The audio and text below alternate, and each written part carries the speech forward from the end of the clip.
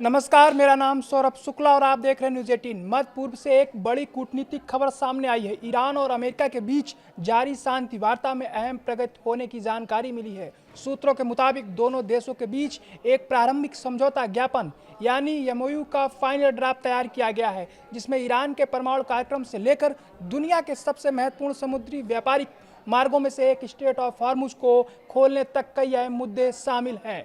Iran के एक वरिष्ठ अधिकारी ने जानकारी दी है कि अमेरिका के साथ संभावित समझौते के लिए तैयार किए गए इस ड्राफ्ट में कई महत्वपूर्ण बिंदुओं पर सहमत बनी है।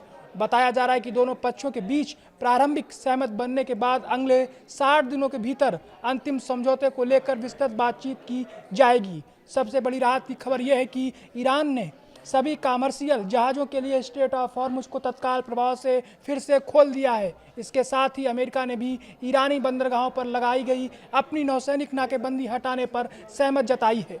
हॉर्मुज जलडमरू मध्य वैश्विक तेल आपूर्ति का प्रमुख मार्ग माना जाता है। ऐसे में इस फैसले का असर अंतर्राष्ट्रीय बाजारों पर भी देखने को मिल सकता है। समझौते के मसौदे के मुताबिक अमेरिका ने यह भरोसा दिया है कि जब तक अंतिम समझौता नहीं हो जाता तब तक ईरान पर कोई नया प्रतिबंध नहीं लगाया जाएगा। इतना ही नहीं, अमेरिका ईरान के तेल निर्यात से जुड़े कुछ प्रतिबंधों से अस्थायी राहत देने को भी तैयार है, जिससे तेहरान को अंतर्राष्ट्रीय बाजार में तेल बेचने और राजस्व जुटाने का अवसर मिलेगा। जानकारी के अनुसार अमेरिका ईरान की लगभग 25 अरब डॉलर की रुकी हुई संपत्तियों को जारी करने पर भी सहमत हुआ है। इसमें नगद ट्रांसफर, क्षेत्रीय सहयोग व्यवस्था और वित्तीय क्रेडिट लाइन जैसे विकल्प शामिल हो सकते हैं।